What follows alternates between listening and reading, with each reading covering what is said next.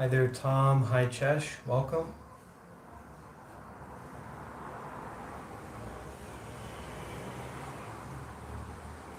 Hey, Grant. Jacob. Amitofo.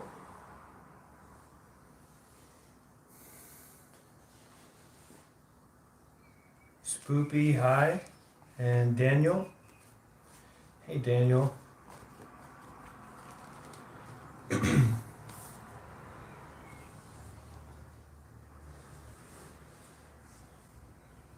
If it's all right with you, Daniel, maybe we'll have a bit of a dedication or a sharing of the merit at the end of our practice for your friend that you recently lost, who recently passed away.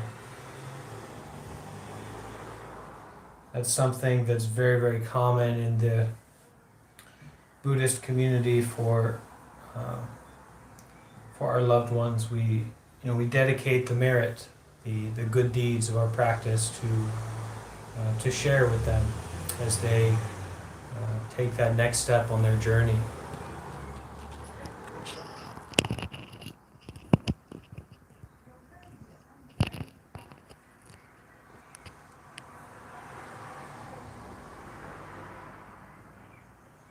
Hey, Robo. Haven't seen you in a while. Glad that you're here.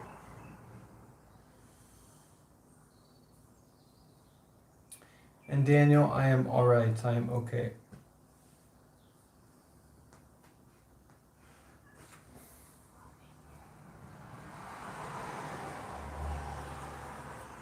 So we've got around 10 minutes that we'll be waiting as we give people time to join. So any questions or any sharing that anyone would like to participate in, you're very welcome to share in the live chat as we wait, as the temple doors are open and people wander in to join us.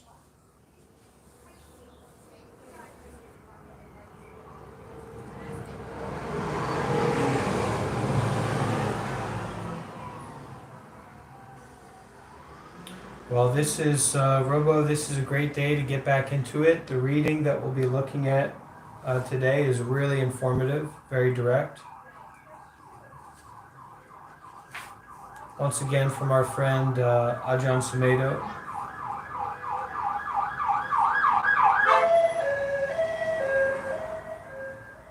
Maybe I'll close those windows before we get started. It is quite loud. Hey, Luke.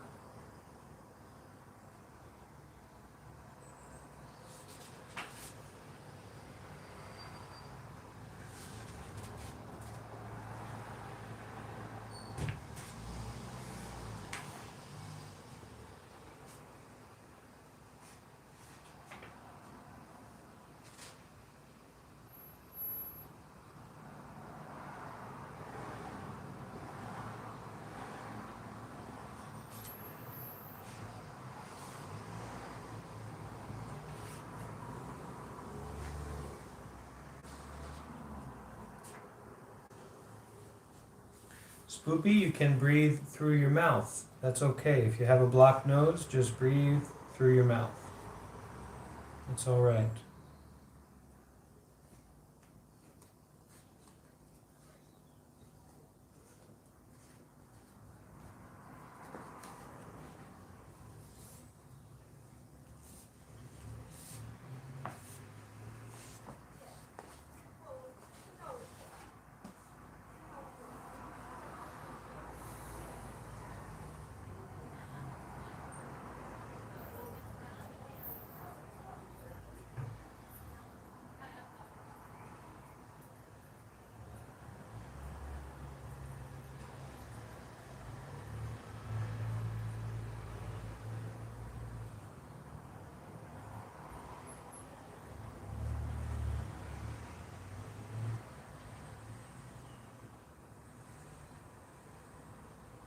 So today we will get started with a short meditation.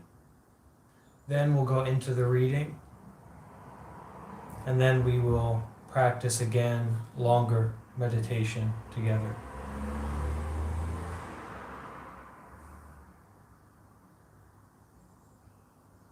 We'll take another 5 or 6 or a little bit more minutes. The door is open, allowing people to join us before we really get started with our practice. But in the meantime, as we wait, settling into our body,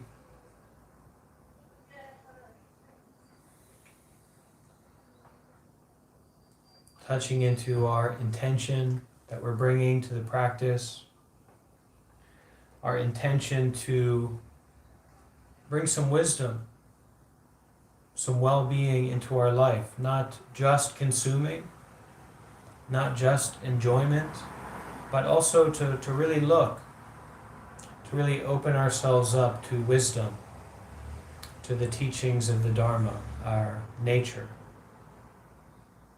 our inherent ability to wake up, to transform suffering. That's what we are coming together here today to do.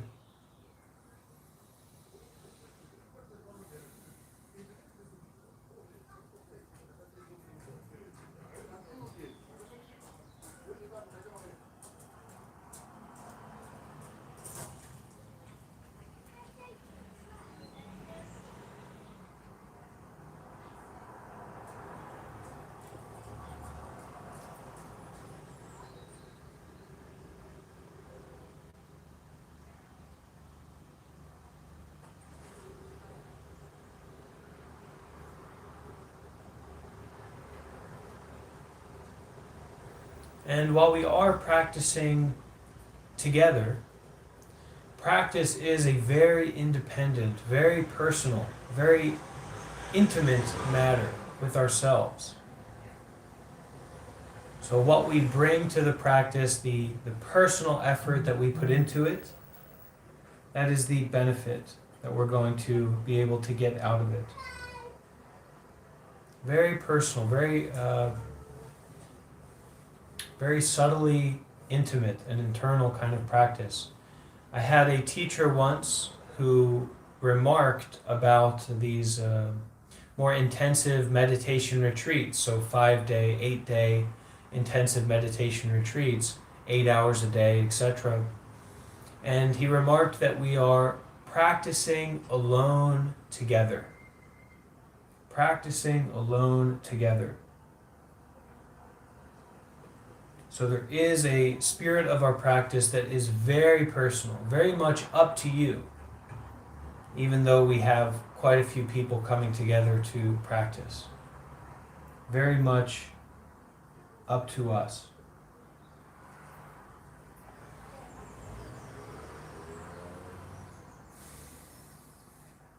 And so the first meditation that we'll do before we get into the reading is very much a settling and a checking out. How is our mind? How is our body?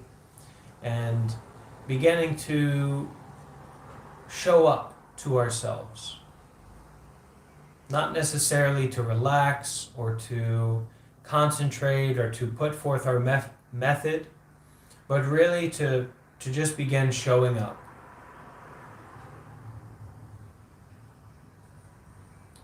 That's going to help us open up and be present to really receive the teachings from the reading. And this reading that we'll be looking at today is from Ajahn Sumedho, from a compilation in anthology of his teachings, this volume 2 called Seeds of Understanding.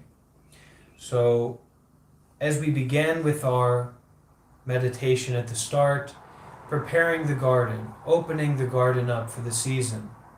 And then as we get into the reading, planting those seeds of understanding, those seeds of wisdom.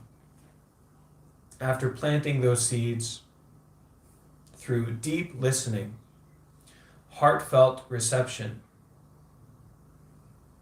of the teaching, once again stepping into the garden and watering the field, nurturing the field, caring for it, to allow those seeds to ripen. to be taken care of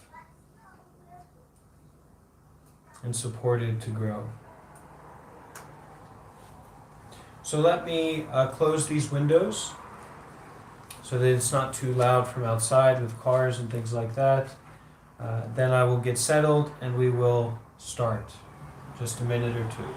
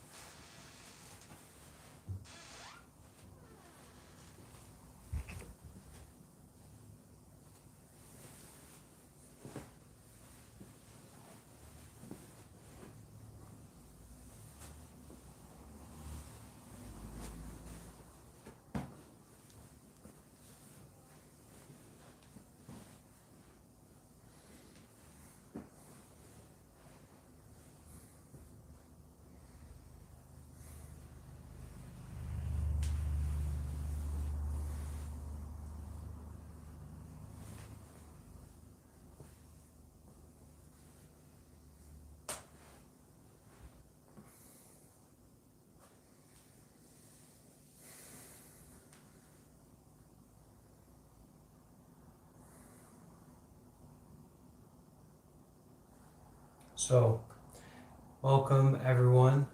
Let's get started with our group practice. As we get started, we'll do about 5 minutes of meditation to settle in, to open up, to really expose ourselves to ourselves, whatever that may be, without judgment, showing up to our body and our mind without any sense of fear or rejection or running around, chasing after this, trying to get away from that, just showing up. And so we'll start that way, beginning and ending with the sound of the bell, and then we will get into our reading. So find that comfortable position, and let's show up alone together.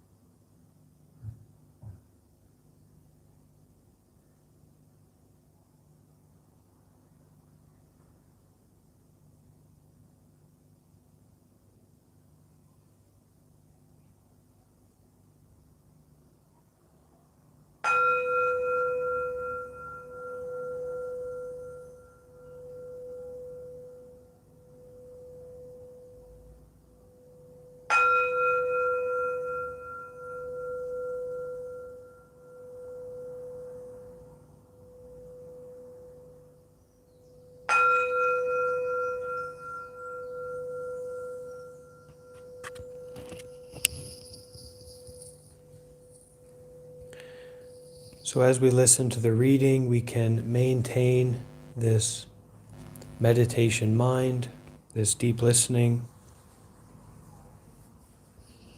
as we plant seeds of understanding.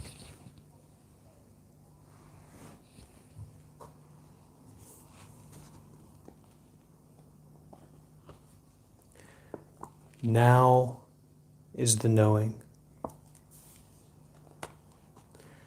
The Buddhist word for truth is Dhamma, and it includes everything and nothing.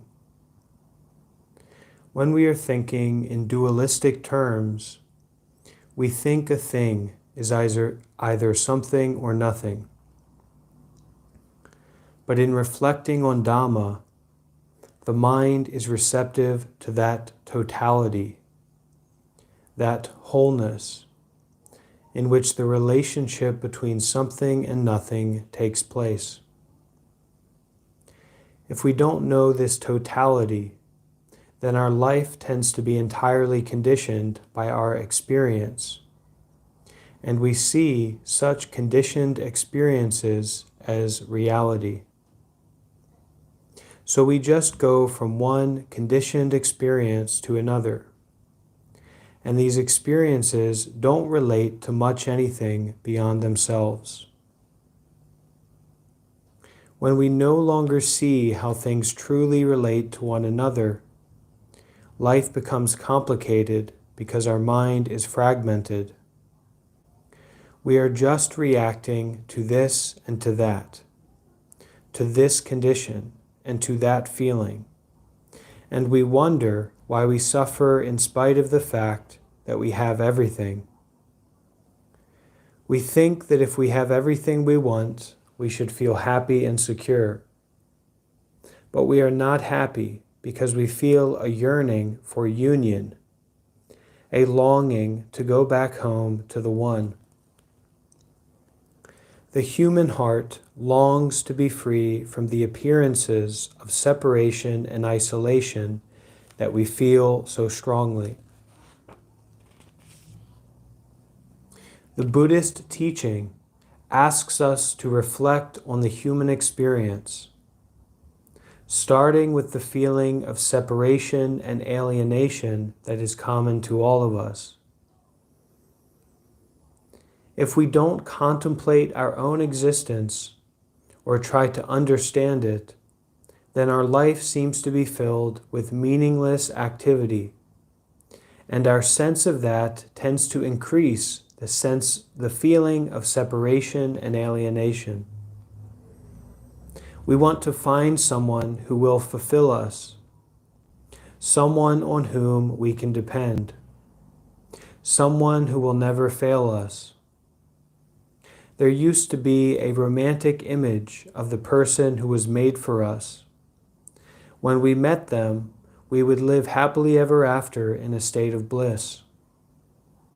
But even though we might find the right person, it is always a disappointment if we are expecting them to fulfill us. Ultimately, they cannot fulfill us because they are separate from ourselves. For example, if we attach to them and they die, we feel bereft because we are left without that on which we've depended. Anything separate from us, any other being that comes to us, will inevitably go away from us. So making a demand for fulfillment on another creature will increase our sense of alienation, disappointment, sorrow, grief, and despair. The spiritual life, then, is one in which we no longer seek union on this sensory plane. We're no longer making demands on other beings. We're no longer expecting anything from anyone else. We are no longer even seeking God as a separate being who will come and help us, saving the day when we're in trouble. We relinquish any kind of interference or intercession from above, and we don't expect or demand that. Instead, we begin to examine the very center of our being in a way that lets us realize it within the apparent separateness of our existence. Separation is only an appearance, but our culture believes in it as a reality. The real world to many people is the apparent reality of daily life. Going to work, being with family, having friends. All the good things and bad things that take place within our society. We can regard these things as real because we have to cope with them. We have to take care of our bodies. We have to make a living. We have to learn how to get along with others. We have to learn how to raise children. And we have to do everything else on this worldly, conventional plane.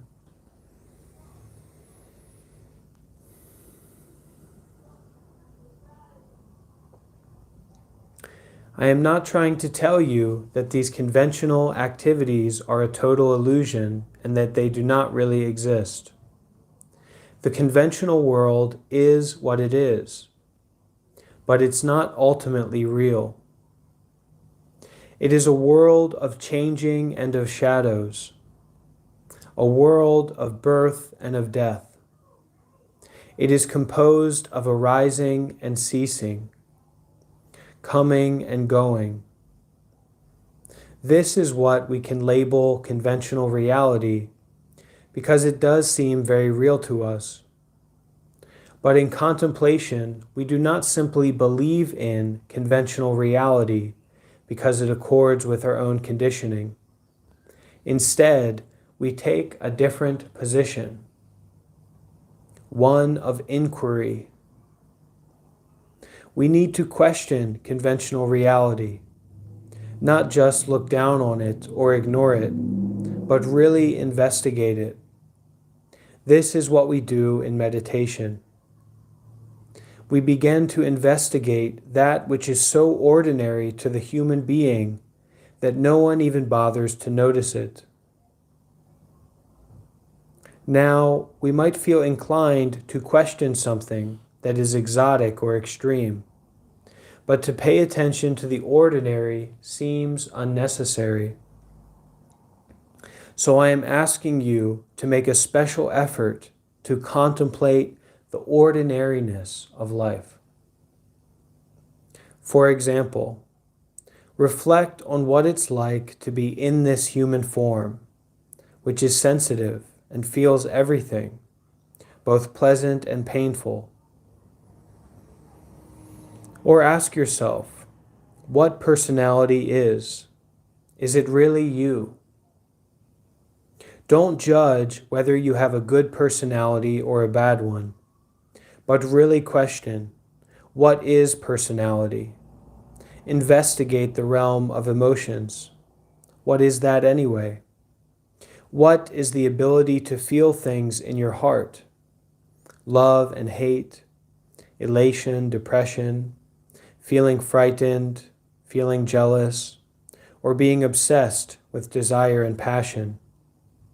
I'm not saying you shouldn't feel hatred or should feel only love.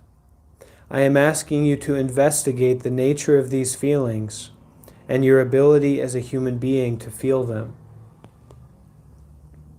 Contemplate the feeling of being praised. Notice what it does to your heart when someone says you're beautiful or wonderful person. You can observe that feelings of happiness rather than just being carried along in it. If somebody really hates you and criticizes you, you can be carried away with anger or resentment or grief. But as an alternative, you can contemplate it. You can transcend the feeling realm by accepting and observing it, rather than being swept away in it or judging it. We might have ideals of what a man or woman or person should be. Our ideal could dictate that a man should be brave and never frightened. It might say that a woman should always be loving and kind. She should never feel jealousy or aversion to her children. When such ideals arise in our own or in other people's minds, we tend to make judgments. Oh, I shouldn't feel like that. Or, she's a terrible person, full of jealousy and anger. Or, he's a coward, always protecting himself. In our culture, we are conditioned to make judgments about ourselves and each other. But the way of the Buddha is not to judge, not to suppress, not to take sides, but to notice. This is the way of the awakened mind, reflecting and noting what it is to be in this state of continuous feeling, having emotions and intelligence, being able to think and remember. Then, because we reflect in this way, we can forgive, let go, and free ourselves from the burden of these conditions and all the pain that goes with being deluded by attachments. A human being has the ability to be alert and awake in the present moment, knowing here and now. This awakened view does not look for any particular thing, because that would mean we were no longer in the knowing. We would be trying to find something to know. The awakened mind is receptive, but it's not passive and devoid of intelligence. The awakened mind is both intelligent and receptive.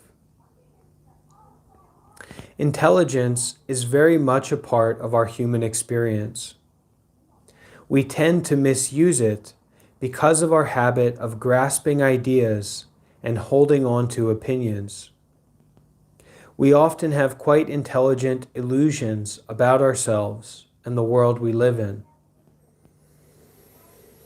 But when we let go and awaken to the moment, then there is a pure knowing, undistorted by desires and fears. The intelligence is allowed to operate fully, clearly, and brightly. This is what we're talking about when we say we take refuge in Buddha, the awakened one. In knowing, we begin to understand how to act and how not to act. We begin to understand what suffering really is. We learn how to not suffer, how to let suffering cease, and ultimately, that there is no suffering at all.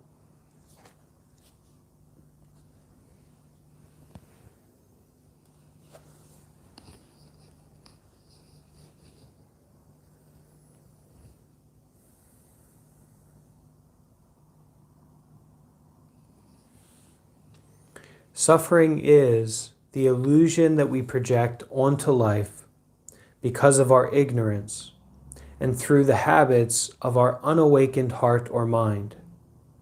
If, instead of focusing on this illusion, we look into the present moment, whatever it is, then we can see that this is the way it is. By recollecting, we bring the moment to consciousness. It reminds us that this is the way it is right now. We're not trying to say it should be any particular way, or that it shouldn't be any particular way. Even if it seems absolutely terrible right now, we are not judging it as terrible. We are merely acknowledging that this is the way that it is. Using the ability to reflect in this manner is very helpful in difficult personal situations and also when we are considering the problems of the world. This is the way it is, isn't it? I'm not saying that we don't care about the way it is, but we are accepting the way it is so that we can really understand it. We can't understand anything that we can't accept. If we want to understand something rotten, we have to accept its rottenness. It doesn't mean we like it. We can't like rottenness because it is repulsive, but we can accept it. And once we have accepted the rottenness of it, then we can begin to understand it. Try this type of reflection with your own mental states. If you judge a rotten mental state saying, "Oh, I'm a rotten person. I shouldn't think like that. I should not feel like that. There is something wrong with me," then you have not accepted it. You've judged it, and either you blame somebody else or you blame yourself. That is not acceptance. That is merely reaction and judgment. The more you react out of ignorance, rejecting and suppressing, the more you find those very things following you about. Rejection and suppression haunt you, and you are caught in a vortex of misery that you are creating in your mind. Now, acceptance doesn't mean approval or liking, but it does imply a willingness to bear what is unpleasant, and an ability to endure its nastiness and its pain. Through endurance, you find that the condition can cease. You can let it go. You can let go of things when you accept them, but until you do accept them, your life is merely a series of reactions, running away if the condition is bad, or grasping at it if the condition is good.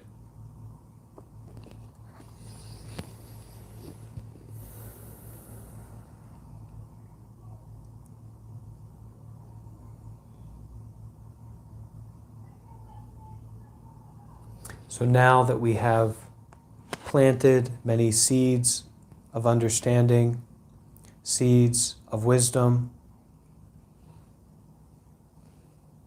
let's practice this acceptance, this awareness, to be with what is difficult.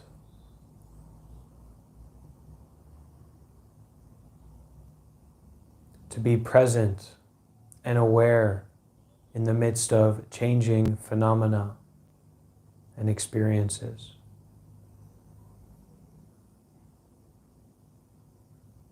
Practicing acceptance and awareness, breath by breath. So taking a moment to make sure that we're comfortable, that we're in a suitable position for our meditation.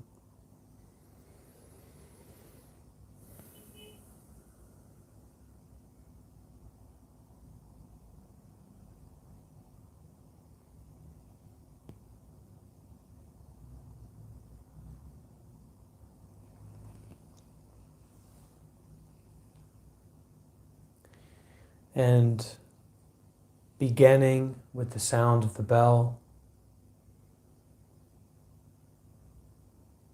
let's practice together.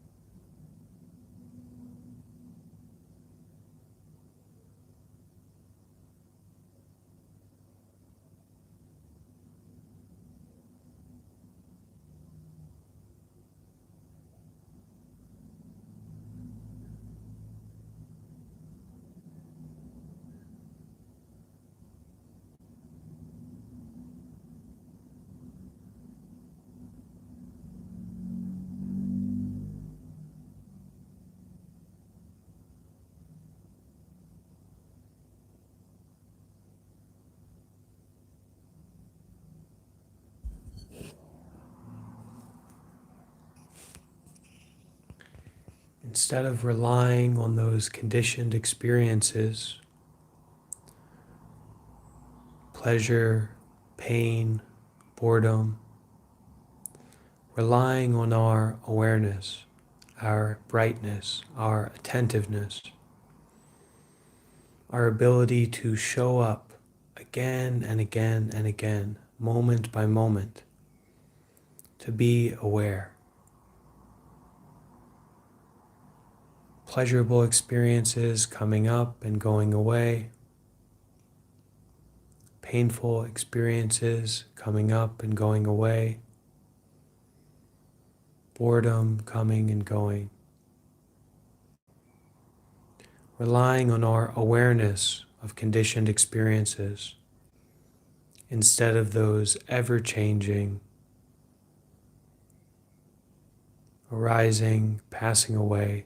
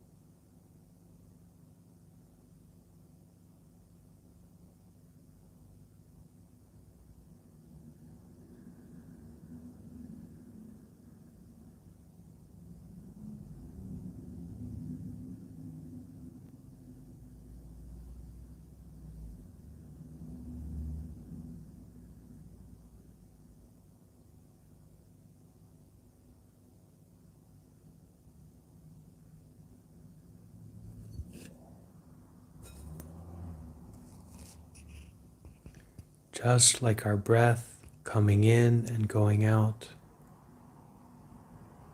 thoughts, experiences coming up and going away.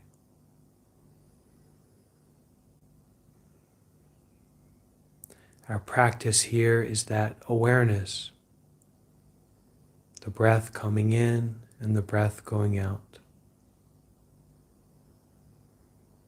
Thoughts, feelings coming up and going away.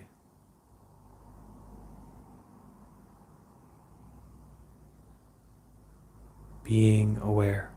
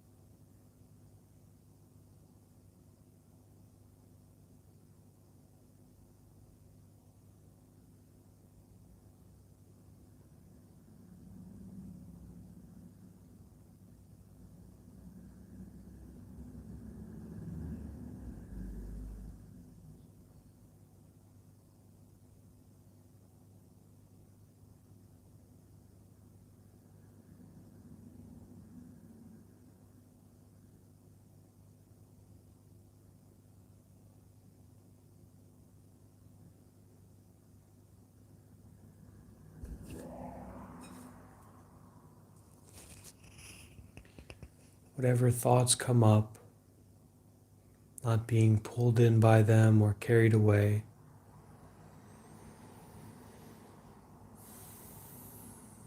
Breathing and being aware. Thoughts coming and going, pain, pleasure, difficulty, ease, coming and going. Whatever it is that comes up, doing our best to continue being aware.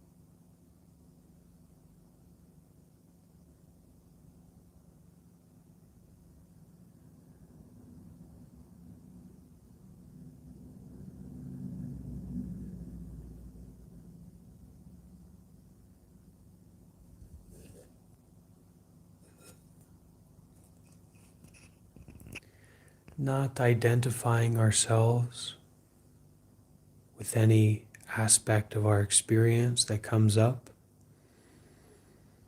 but continuing to notice, continuing to be aware, noticing feeling peaceful, noticing feeling difficulty, not identifying ourselves with anything in particular, continuing to notice, to be aware.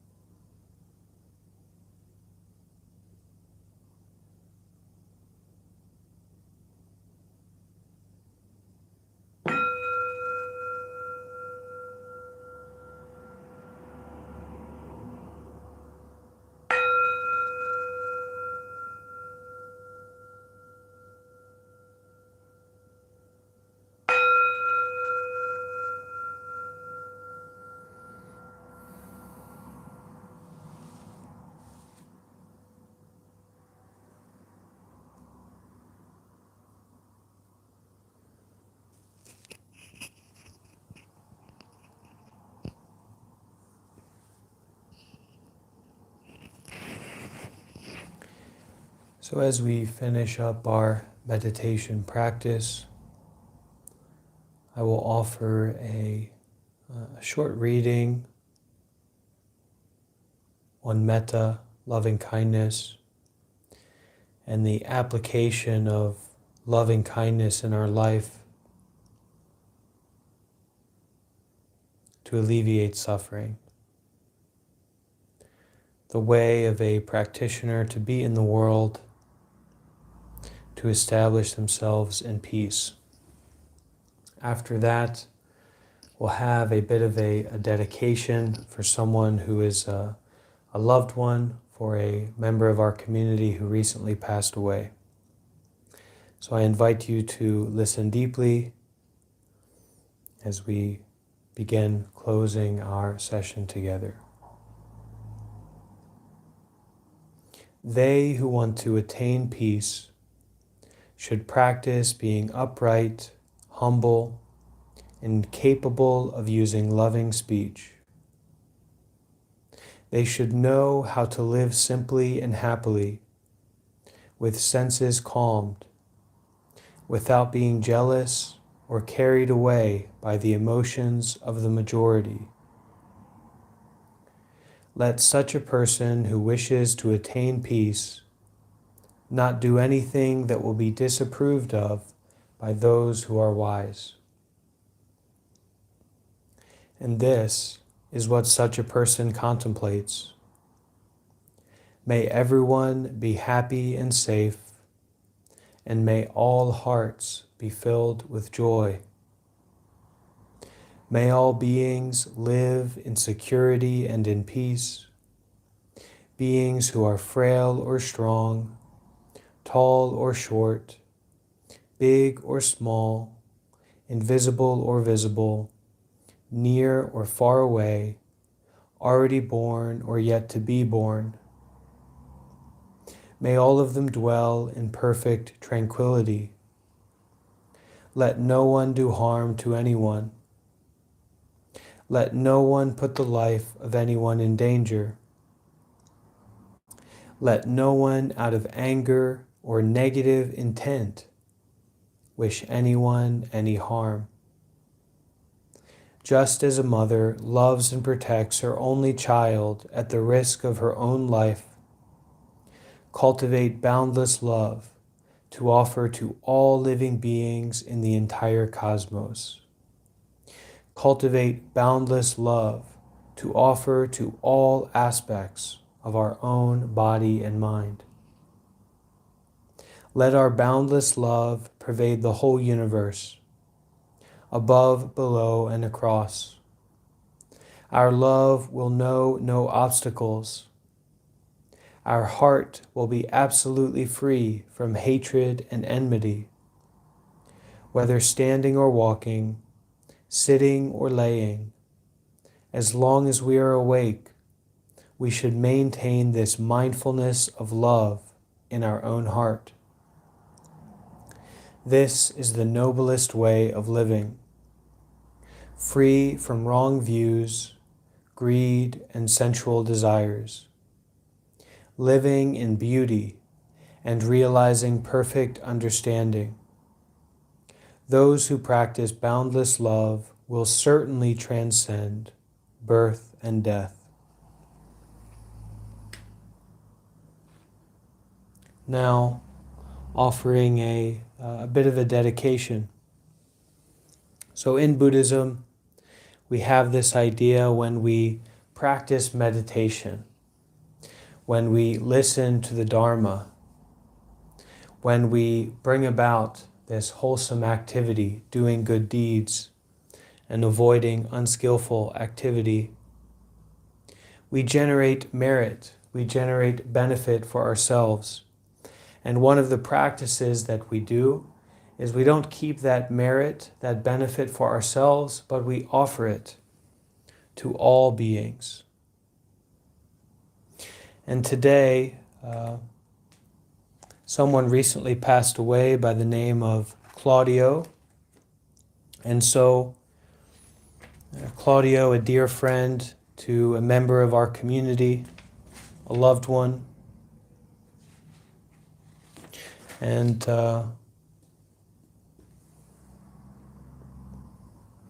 just going to offer our own merits to Claudio.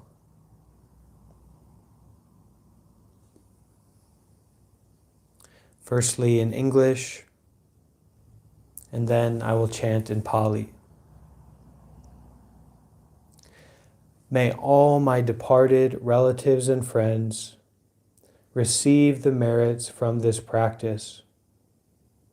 Having shared these merits, may all my departed relatives and friends, especially dear Claudio,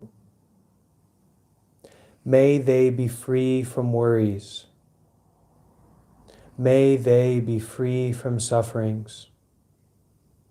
May they be well and happy.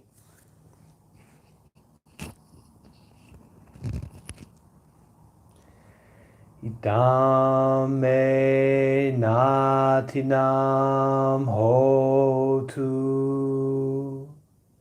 Sukita hontu nateo.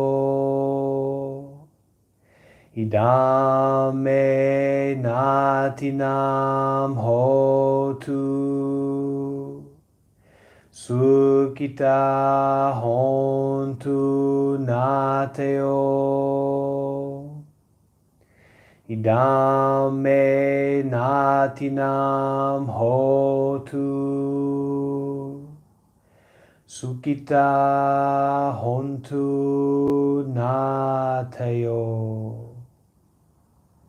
May the merits of our practice take care of, liberate, and support all beings, those who are already born, those who haven't been born yet, and those who are passing from this life to the next.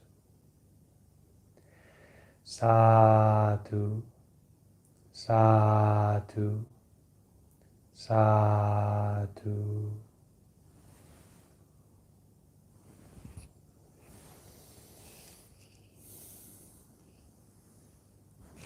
So everyone, thank you so much for attending this group session. I hope that this brought some peace, well-being, tranquility, stability to your life.